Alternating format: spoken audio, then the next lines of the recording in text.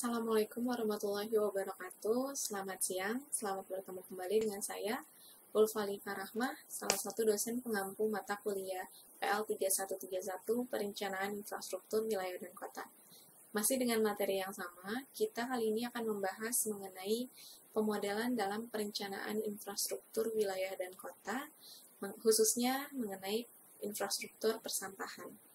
Pada pertemuan kali ini, kita sudah memasuki ke segmen yang keempat. Kita akan membahas mengenai teknik operasional pengelolaan sampah. Nah, di sini kita akan melihat skema teknik operasional pengelolaan sampah. Dari timbulan sampah atau dari sampah yang ditimbulkan, kita akan masuk ke tahap pewadahan atau pemilahan. Kemudian baru sampah-sampah yang ditimbulkan sudah diwadahi atau sudah dipilah, kemudian akan dikumpulkan. Nah, dari dikumpulkan, ini sampah bisa terbagi menjadi 3 jalan. Bisa mengalami pemindahan dan pengangkutan dulu, baru ke pembuangan akhir, atau bisa langsung dibuang ke pembuangan akhir, atau bisa juga diolah dahulu, baru dibuang ke pengolahan akhir. Nah, selain itu di sini bisa terlihat bahwa dari pemindahan dan dari pengolahan pun terjadi pergerakan sampah ya. Jadi bisa saja sampah itu dipindahkan dulu baru diolah ataupun diolah dulu baru dipindahkan sebelum ke pembuangan akhir. Nah, di sini ada definisinya. Pemilahan dilakukan dalam bentuk pengelompokan pemisahan sampah sesuai jenis, jumlah maupun sifat. Ini tentunya ada beberapa metode pemilahan itu berdasarkan beberapa standar ya, keamanan, kesehatan, lingkungan, kenyamanan, dan kebersihan. Nah, untuk pewadahan sendiri di sini biasanya ada dua jenis wadah individual dan komunal. Untuk individual ditempatkan biasanya di halaman muka atau di belakang sumber sampah. Contohnya misalnya dari hostel dan restoran, itu mereka biasanya menyimpan sampahnya itu di halaman belakang dari bangunannya.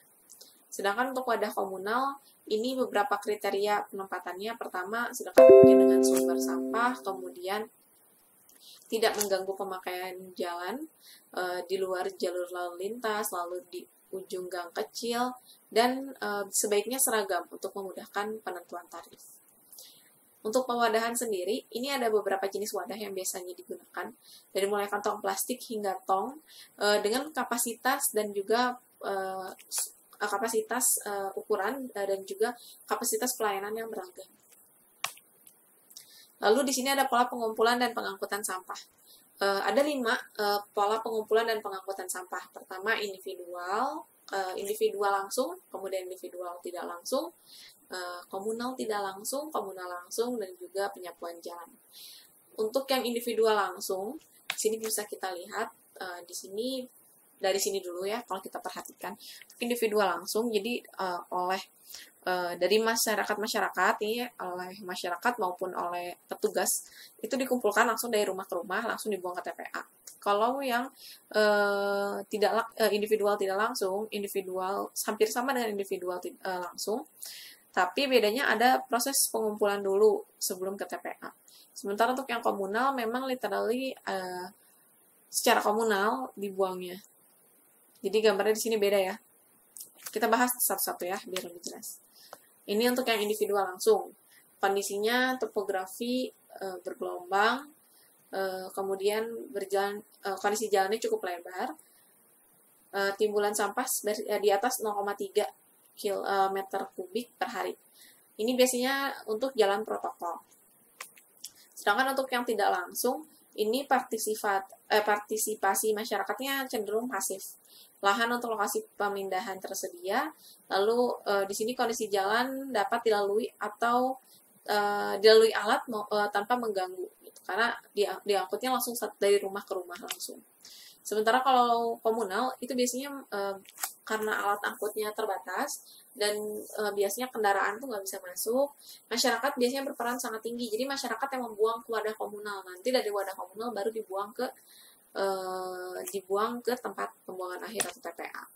Apa bedanya dengan yang tidak langsung? Kalau yang tidak langsung nanti ada wadah komunalnya untuk mengumpulkan sampah dari tempat-tempat sampah yang masyarakat kecil-kecil itu nanti dikumpulkan dulu. Jadi kayak gini gambarnya kalau masih ingat. Dan dari gambar dari tempat sampah milik warga kayak seperti ini dikumpulkan terlebih dahulu ke tempat yang komunal, baru dibuang ke TPA. Sedangkan untuk penyapuan jalan ini memang berbeda sendiri. Penyapuan jalan ini, hasil penyapuan jalan nantinya diangkut langsung ke TPA. Ini tentunya untuk sampah-sampah yang dihasilkan di jaringan jalan. Nah, di sini juga ada ya contoh gambaran diagram jenjang pelayanan masing-masing pola operasional persampahan.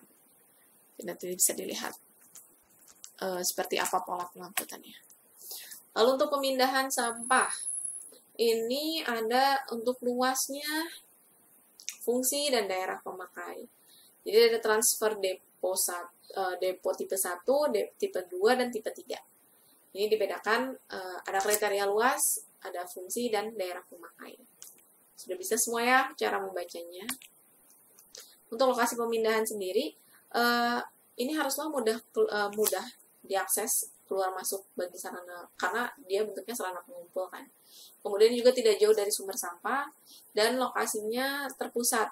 Jadi transfer depo tipe 1, kemudian tersebar yang untuk tipe 2 dan 3. Jarak antar transfer depo 1 sampai 1,5 km. Nah, ada beberapa rute, di sini kan rute pengangkutan sampah. Tadi kan kita udah tahu ya pola pengangkutan sampah. Untuk penentuan rutenya itu ada beberapa kriteria. Di sini kalian bisa baca dan harus baca. Salah satunya adalah untuk daerah yang pegunungan, itu pola pengangkutan sampahnya itu dari atas turun ke bawah. Jadi yang asalnya kosong di atas turun ke bawah hingga akhirnya terpenuhi. Maksudnya si truk sampahnya jadi penuh dengan sampah. Kemudian di sini ada pengolahan sampah. Pengolahan sampah dilakukan dalam bentuk mengubah karakteristik komposisi dan juga jumlah sampah. Kegiatan ini dilakukan dengan tujuan agar sampah dapat diproses lebih lanjut, dimanfaatkan ataupun dikembalikan ke media lingkungan dengan aman atau lebih mudah terurai di tanah.